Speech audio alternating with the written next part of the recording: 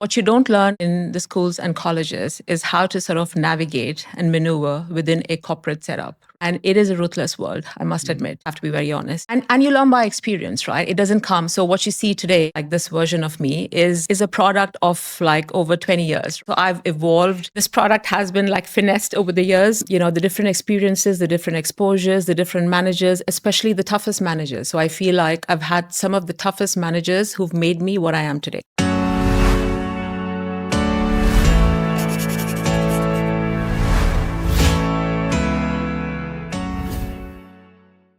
Hey there, listeners. Can you believe it? We're already on season 4 of the Alchemy Uncensored podcast. Before we dive into today's episode, I've got one quick favour to ask. I'm sure anyone that listens to podcasts will know what I'm about to ask. But if you've been loving the journey so far, don't forget to hit that subscribe button and turn on notifications so you never miss an episode, especially as we keep leveling up this season. And while you're at it, why not leave us a review? Your feedback has been a huge part of what's gotten us to season 4, and it helps us keep bringing you the content you love. And of course, one more thing. If you're feeling extra generous, share this episode with a friend who'd love to hear it. Let's grow this amazing community together. And all right, that's it for now. So let's get straight into the show. Thank you. Welcome back to Alchemy Uncensored. It's incredible that we're already in our 4th season, and we're excited to continue bringing you honest conversations, fresh perspectives, and valuable insights from leaders across the UAE's finance and tax sector. I'm Conor McHugh, the founder of Alchemy Search. And before we dive into today's conversation, we're excited to announce our partnership with Alan, the Middle East's leading corporate card and expense management platform. Alan helps companies eliminate petty cash, reimbursements, and manual reconciliations by automating tracking, approvals, and accounting, so finance teams get more control, visibility without the manual work. Today's episode features Priyanka D'Souza. Priyanka is the Vice President of Finance at Warner Brothers Discovery, where she leads financial planning and analysis, commercial finance, and strategic reporting across Central and Eastern Europe and the Middle East and Africa. Based in Dubai, Priyanka plays a critical role in steering the company's financial performance, operational efficiency, and long-term planning across a complex and fast-evolving regional footprint. With over 20 years of experience in finance and business transformation, Priyanka has a track record of driving strategic outcomes through data-led decision-making, digital automation, and rigorous financial governance. She is known for her collaborative leadership style and commitment to building agile, insights-driven finance teams. Right, Priyanka, great to have you firstly. I'm happy to be here. First podcast. Yes. We've been fortunate. We've known each other for probably 8-9 years, maybe now at this stage, 7-8 years. Yeah. Yes. I was fortunate to place you many years ago into your current role, and you're still there, which is rare in this part of the world. Yes. But look, Priyanka, I've given a high-level introduction into you, but if you can just give our listeners a bird's eye view of yourself, where you started your career, and just talk us through, and then we'll get into the conversation. So I started my career back in 2004. I worked in a couple of oil and gas companies such as Halliburton, Schlumberger, and then I went on to join an FMCG sector. I was there for about 11 years, did various roles across accounts payable, receivables, payroll, financial reporting, commercial finance, etc. And then ended up at Discovery, which is now Warner Brothers Discovery. I've been here for about 7 years. 7 years, yeah. And actually just picking up on the immediate point, we're in a world now where industry experience is everything, right. Usually. Yes. It's usually the biggest, and anybody listening who's worked in the region can resonate with this, where they don't get a role or they're told they're not the right fit. Correct. But you seem to have gone a very, very peculiar route. I would say oil and gas, then FMCG, and then into media. So talk us through that. What's your view, having got that, and the FMCG for listeners is with PepsiCo, one of the biggest companies in the world. Just even for you now, having been exposed to different industries, how has that helped you in your career? I ended up in the different sectors, but that wasn't a conscious decision. I feel like I just landed up into those sectors. So every time there was an exciting role, I applied for it. I always looked at myself as a brand, and that's been my focus all along in all of these 20 years. I've worked on developing myself as a brand, and that's how I've positioned myself as well in the interviews. And obviously, it hasn't always worked, to be honest. I haven't been able to get through into, some of the sectors that I would have applied for, but I did eventually end up into like a diverse set of industries. And with that as well, the companies you've worked with, are massive global players. Yes. So, you've always been exposed to big companies and corporate environments, politics. How for you as a person, because, I've been fortunate to know you, look, you're a lovely lady, but you're not going to be the lady who's going to be jumping over, smashing tables to get your point across. Yes. And I think this will resonate with a lot of up and coming finance professionals who are, not introverted, but their personalities are, a bit insular. You've obviously had to overcome that in your career because at times I'm sure you have to speak up. So talk us through that. This has been talked about a lot, right? What you don't learn in the schools and colleges is how to sort of navigate and maneuver within a corporate setup, right? And it is a ruthless world, I must admit, if I have to be very honest. And you learn by experience, right? It doesn't come. So what you see today, like this version of me, is a product of like over 20 years, right? So I've evolved. This product has been like finessed over the years, the different experiences, the different exposures, the different managers, especially the toughest managers. So I feel like I've had some of the toughest managers who've made me what I am today. As well as, you're right? So the corporate politics is there. It's imminent. It's inherent. Where you have people, you will have politics. But I think what's important is to get your point across. So I think you need to have certain traits, right? So you need to walk the talk. So I think what I've learned in my entire sort of 20 years, you need to be a people's person. And I think this is a very underrated skill set, understanding the pulse of the room. And obviously, especially in the Middle East where you have, different cultures. Yeah, exactly. It's known as a melting pot of like different cultures, right? What did you do to develop those skills? Did you have a mentor? You mentioned you had a manager. Was it a case you had a manager where you were like, this person is really being difficult, but then in the long run, you're like, I could see why they're being difficult with me? Or was there any sort of light bulb moment? Or, let's just say 10, 15 years ago, Priyanka was in her career going through the ranks. Yeah. What were you conscious you needed to develop? And then how did you go about developing? I think it's a combination of different elements, right? So the first one is feedback. So I used to get regular feedback. So I think back in the day when I started off, and again, in all transparency and honesty, I was this person like extremely highly driven, ambitious. And I think with that came an attitude that wasn't quite conducive to a corporate setup, right? So I thought I could get things my way. It was like my way or the highway. Obviously, I was quite young at the time in my early 20s. And it took me a while to realize that you could be the best performing candidate in the world. But if you lack that skill set, the soft skill, the people skills, then you're really going to be set up for failure in a big way, right? So I got the feedback earlier on and by my managers. And I always feel like that feedback is a gift. You could choose to take the feedback and do nothing with it, or take the feedback and ponder over it. So I've always taken feedback, all feedback, and I've always pondered over it, evaluated it, and thought, okay, what is it that I could do differently that could give me a better result? So that's definitely worked in my favor. Also, I've had great mentors. But again, you need to put yourself out there. Having worked in finance, I've always kept myself open across the cross-functional teams. So I've reached out to somebody from the procurement department, for instance. So you reached out for to advice. The Yes, exactly. So I've reached out. Male, female, mixed? Yes, mixed. Yeah. Because, when you're really junior, nobody's going to come and say, okay, come, let me sponsor you, whatever, or let me mentor you. You're not going to get that. You need to really ask for it. And it's also not going to come easy because, you're going to be dealing with like senior people, busy schedules, etc.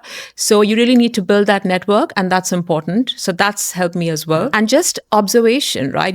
I think you need to keep your eyes and ears open and try and understand what's going on. The big thing there, a few things I picked up on. I could have always see you as incredibly driven, and I imagine you were just a bit of a machine. You probably had you probably had tunnel vision. Yes. And you're like, I'm doing a great job, but maybe I'm not taking care of these people. Not taking care of them, but building the relationships with those people around you. Right. So I think this is for so many high performers, young up and coming people where you're super strong, but it's all about what perception is around you. You could be the best person, but if you're not a team player or those things, so I think that's one really, really important thing. Second thing is the mentorship piece. And this is a point where, we have guests on here and everyone talks about a mentor. It can be quite a taboo subject where people are just not intimidated by the term mentor. Mm-hmm. How do I find one? But as you said, you just reach out to people. Yes. It's not a case you need to go down a professional route or, pay for someone. If you know someone, male or female, I think is really important as well. I think females sometimes feel that it can only be a female that can get a mentor. You mentee you too, but it's just asking someone. And that's half the battle. It's asking someone. And sometimes, as you've said, you mentioned procurement. It doesn't have to be a finance person. Correct. Exactly. It can be different. It's getting feedback. And these are the things which, the up and coming talent not need to be doing, but should be doing. It's a silent thing. You're not going to do a LinkedIn post about it. You're doing it in the background. Yes. When people, it's like training, doing the work in the background. So one point I want to now move on to, which is, because I know it's very passionate to you, is diversity and inclusion. We're in the Middle East. It's so diverse. All the companies you've worked with, global companies. Yes. You've worked, you mentioned you're off to London again very soon. So it's a very different environment. I think when I started off, right, I remember one of the first recruitment consult agencies that I'd visited. They looked at my CV and they said, sorry, Priyanka, I don't think you're really going to make it because you don't have the experience and you're not English or you're not a white woman. I think what's worked for me is I always take things like this, like the challenges, or, and I try and convert that into my strength. So obviously I had just started back in the day, and then I worked on upgrading my skill set. I went on to do my CPA. I did diverse jobs, and that's how I worked my way up. I never took what someone told me as like, that's it, right? That's carved on stone and that's the end of the world. I never took that, because I feel, and I strongly believe, that I'm in charge of my own future, my destiny, right?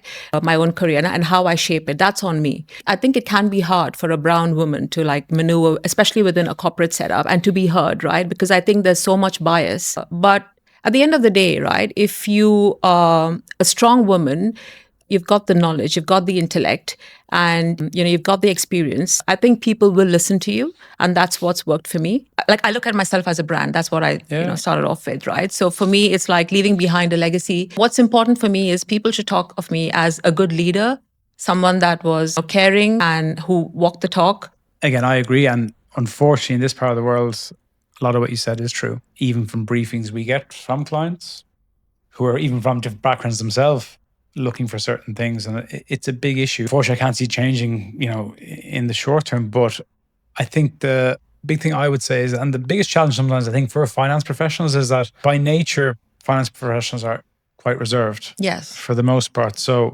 I would have said when I was interviewing, I was quite good interviewer, but I was terrible at finance, because, you can have these, not confidence, but, you can talk quite well, but then the application of the job where, I imagine there's a lot of finance people who dread interviews. Mm-hmm. They hate, this is more for younger up and coming people, but they're just machines at the actual job day to day. And I think that's the biggest thing, which, you've obviously put a bit of work into, is developing the other sides, the other skills. Yes. I've always maintained the relationship with cross functions, because I feel like finance is not what it used to be back in the day. It's not about your debits and credits and all of that. I mean, you have AI and you have like a different set of teams, and a lot of them with shared services, right? So I think it's important to be a finance, and there's a reason why there's the phrase that's been coined, which is the finance business partner. It's about partnering. So it's not just about staying within the remit of finance. We need to and this is what I do, right? And this is what works for me. It's understanding what's happening in the marketing department, in the procurement department, in the sales department, having that conversation with them and understanding what's going on with the business and stitching it all together. I think that's basically what a good finance person should be doing, right? Just integrating all those bits and helping management in their business planning and working out business models that work for the business. And so day to day now, because look, you're working obviously in a big corporate, you're very much on the commercial side. Right. You're not involved in the IFRSs, the controllership side of the business. Right. You are forward looking, as you said, finance business partnering. Have you had to evolve, your skills over time in this? Yes, I think so. It's like mindset change, right? Because when I started off, obviously, I came as like this, I'd done my master's and I'd done my BCom, and I thought, okay, my job is, just to draw a P&L and a balance sheet and all of that. And then, as I maneuvered across the different companies and sectors and things, I realized that there is more that the business needs. And obviously we are in a VUCA world, as they call it, right? There's so much of volatility, uncertainty, ambiguity. So I felt like companies are looking for the partner, right? Someone that could be proactive and help the business and navigate through all of this uncertainty, plan, proactively, come up with what's the, like we do the risks and opportunities, and be a true business partner, right? So that you're able to see what's coming and plan in advance. How have you guys went about tackling all the challenges? Is it daily meetings, weekly meetings, emergency calls? This is something I've learned, right? I think when everything is good, as in when the business is over delivering, you don't do as many meetings, there's no PowerPoints, all of that. But when things are not looking that great, and I'm not talking about the company, I'm talking like in Of course, general, there's a lot more meetings, even like multiple times a day, a week, bi-weekly, monthly, because obviously you want to stay on top of things and you want to be able to mitigate risks which basically happen on a daily basis, right? I think it can be hard. You got to be on your toes, and you also have to like constantly think outside the box, which can also be challenging.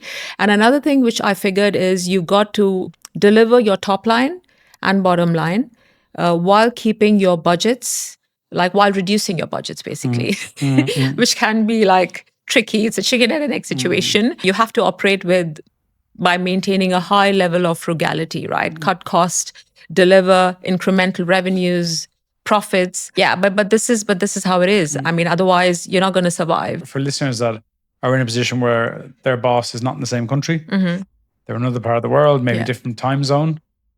How do you navigate those relationships? How have you? Because I imagine it is difficult, and I imagine it can be quite stressful. You know, you're getting calls at the end of the day when it's someone's start of the day. Yeah. How have you went about that? Just because in your career you've been exposed to those. I've had so many different bosses and so many types of bosses. And as I said at the start of the podcast, the toughest bosses have made me who I am today. But having said that, obviously every individual has a different style. I have a different style with people that report into me, right? So obviously it's important to like set that dynamic, set that relationship, but also set a boundary. You know, like I had a boss that would just call me any time of day, right? And maybe that was not intentional. Maybe he or she was free at the time and thought that I was also free at the time, right? Sometimes it's just about having the conversation. And what I've realized in my experience is that a lot of the times, you know, we make these assumptions in our minds and the other person has not even thought about it, right? And hasn't had any bad intention. It's just all happened in the spur of the moment. So it's just about having that conversation and that sets things right. So I think that's what's helped me, setting the boundary, setting sort of the framework with that particular manager, and then, you know, seeing what's working, what's not working, having those regular conversations. And lay it down. Yes, exactly. And then the flip side of that then, obviously you manage people now. Yes. So how have you developed as a manager? How do you create a culture in a multicultural environment? Talk us through your management style. So this has obviously not come to me overnight. Like I said, when I started my career, and I was fortunate enough, I ended up being a manager very early on in my career. But I must admit, I think I was a horrible, I'm sure the people, if they're watching the podcast, oh my goodness, she's like the worst manager of my life. But that is a fact, because like I said, I was ambitious, driven. And then just to come across you there. Yeah. This is a classic case of this high performer coming up through the ranks. All you cared about, not respect, was yourself, your career, you had your tunnel vision. Yes. Yeah, because I was all about I, me, myself. There's just three people in my life, which is I, me, and myself, right? And for context now, Wiam was very much like this. In Alchemy, and she'll listen and she'll admit she was like this. And now she's actually turned into a great manager. So it's I can see this sort of person. So that's how, and then I remember I had a team member who I remember like yelling and shouting and all of that. And I thought that that's, you know, because I'm so great. And then, you know, but it didn't take me long to figure out that this is just not sustainable. You can't be, and frankly, I did not even feel great about myself. Like there was something within me that felt like something's not right. Something felt off, right? And obviously, you know, with time, you know, with like observing the other managers, the great leaders, like, because you look at great leaders and then you try to somehow emulate, you know, their traits, their characteristics, right? And you aspire to be like them. And also, as I moved into Pepsi Cola, that's where I had to deal with lots of like different markets like Egypt, Jordan, Saudi, etc. Where again, right, within the Middle East as well, it can be so diverse. And I realized that if I needed to get the job done, I really need to build that relationship, because that was the key to the code, right? And that was the starting point for me, where I realized that it's all about people at the end of the day. Exactly. Yeah, you can't just operate on your own. And it takes time to learn that. I think people naturally, as they get older, they get a bit calmer. Yes. Probably not as emotional. Yeah. As maybe you were back in the day. Yes, exactly. So, you know, obviously I toned down And again, right, it's not just toning down. I mean, it was toning down in the right places, but again, I was also, making sure that I made my point in places that I needed to. I think the biggest thing, what I've learned anyway, is when you're managing or leading, you just need to appreciate that people sometimes aren't going to be on the same level as you. Yeah. Yes. And it's getting the most out of someone who is really a 7 out of 10. Yes. It's getting to that 7 out of 10. Correct. They're not going to be a 10. Correct. Not saying that I was near 10, but it's Yes. that's what really I think management is. Yeah. The one thing that I've also felt as a challenge, right? But obviously I worked through it, and it's still a challenge for me. When you're a high achieving individual, right? Very ambitious and all of that. Obviously, let's say you're in a team of 10 people. Everybody's not going to be on the same wave. There's going to be someone who's 10 steps behind. There's someone who's on the same. So, but what is important is to take everybody together and succeed together. You can't just go running and do your thing and then leave everybody else behind. No. That just is not going to work. No. So that's what's very important. No, definitely. And then this leads us nicely, because I love having female guests on the show, as I think it's a very important thing to, showcase as many female leaders in this part of the world. So in a part of the world where financial independence, for a lot of females here who come out here, a lot of them stop working sometimes and they're not living off their partner, but in a way they probably are a little bit. And, what's your view of financial independence for women? I think every woman should be financially independent, right? But what path you choose to get to that independence is on you. But every woman definitely should be financially independent. Remember, I started investing, for instance, right, early on. Even though I was, making decent money, I was earning good salary and all of that. I started investing in ETFs, stocks, real estate, all sorts of different investments. Some of them did well, some didn't. But I continued to invest and build that wealth because that's what I strongly believe in. I strongly believe that it's not just every woman, everybody, every individual needs to be financially independent at some point. And how have you seen females in leadership positions evolve, or has it went worse? In your career, you've been exposed to big companies who from the outside would champion women in leadership positions. That's how it looked from the outside. Yes. How has it been? I'm going to quote something what Indra Nooyi, the ex-CEO of PepsiCo, said, right? She said that the biological clock and the career clock are in conflict with each other, right? Yeah. So I think, again, right, it's on you. I remember there was a time when I joined Pepsi, right? And I was at the brink of my career. I was really climbing upwards. But that was also the time when I wanted to have a family. I wanted to have kids and 2 kids.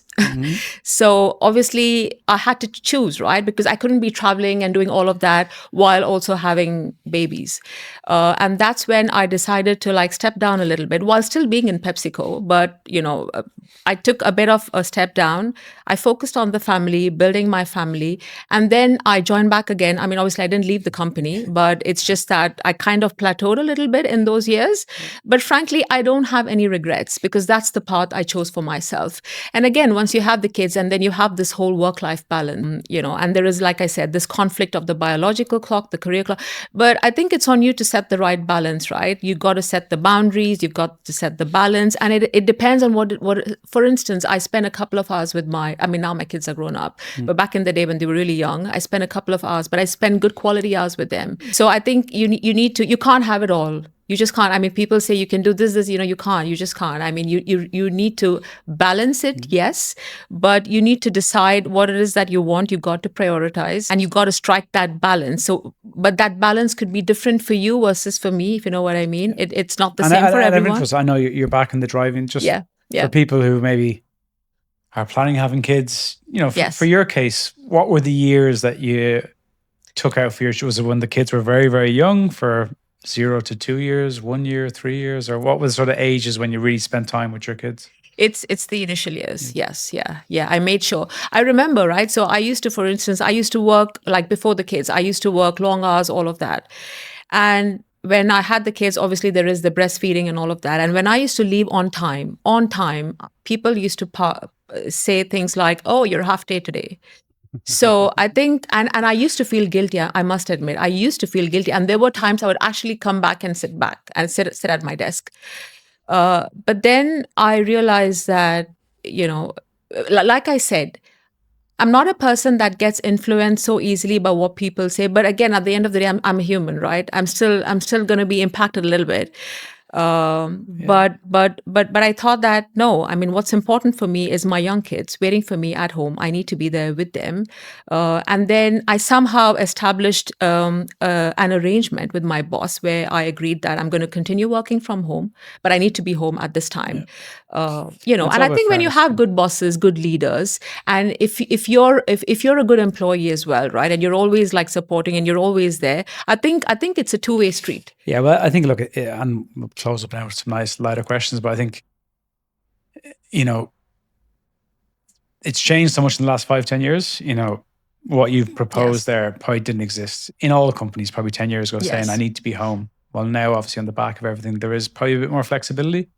And obviously, we're recording this, we're still in this conflict situation where what's going to happen for a lot of companies, if the companies that treat their employees well now, they're going to retain all their staff. Yes. And we're already seeing that now with certain candidates, which if we reached out to them 6 months ago, 9 months ago, they were actively looking. Now they're being treated well. Their job's there. There's no salary cut. They're giving them flexibility. They're saying, no, I'm actually happy where I am now. So, Yeah. But then, of course, there's the other end where there's people now that are incredibly unhappy where they are, and they're actively looking. So Priyanka, we're going to close on a lighter note. So we're going to give you some nice quick fire questions. Okay. So you'll get these, no problem. And so I want to understand the biggest misconception about women in leadership. That women cannot make it to the top. Oh, good. What does success mean to you? Leaving behind a legacy where people remember you as a good leader. Good. Our next question was actually, what legacy do you hope to leave behind? Yeah, I want people to remember me. I mean, obviously the work and everything, but someone that people should remember me as someone that was caring, compassionate, and who didn't just practice, but also did walk the talk. Good. And then if you weren't working in finance, if you were your younger self before your master's, what would you have liked to have been? I would have been a teacher. I always wanted to be a teacher, and I mean, I still kind of teach, my peers, and in a way, I also do like financial independence, like kind of coaching at workplace and things, because I'm so passionate about teaching. Yeah. Okay, so if we have anyone in the audience that wants to reach out to you, yeah, absolutely, mentorship, absolutely, mentee, yes, just reach out. Yes. Yeah, she's calmed down a lot now. You can see. Yeah, you're not going to have this teacher who's going to be with a stick. Yeah, I'm absolutely passionate about teaching and spreading knowledge. Yeah, perfect. Look, Priyanka brings us to the end of today's episode. I want to personally thank you. Look, you've been a great friend of mine now at this stage, over knowing you for so many years, and I'm so glad you've come in. And even for our listeners, you've overcome something this morning. Yes, you were I have. you were not incredibly nervous, but you were nervous before you started. Yeah. And it just shows people, high positions, high flyers, nerves do exist. And, look, we're humans. Yeah, you are humans. You're definitely not a robot. So look, on behalf of Alchemy, I want to thank you so much for coming in and Thank you sharing for having me. I really appreciate it. Again, thanks for spending your time with us and being part of the Alchemy Uncensored community. And of course, a big thank you to Alan for supporting the season and helping us bring these conversations to life. We'll be back soon with more insights and more voices from across the region.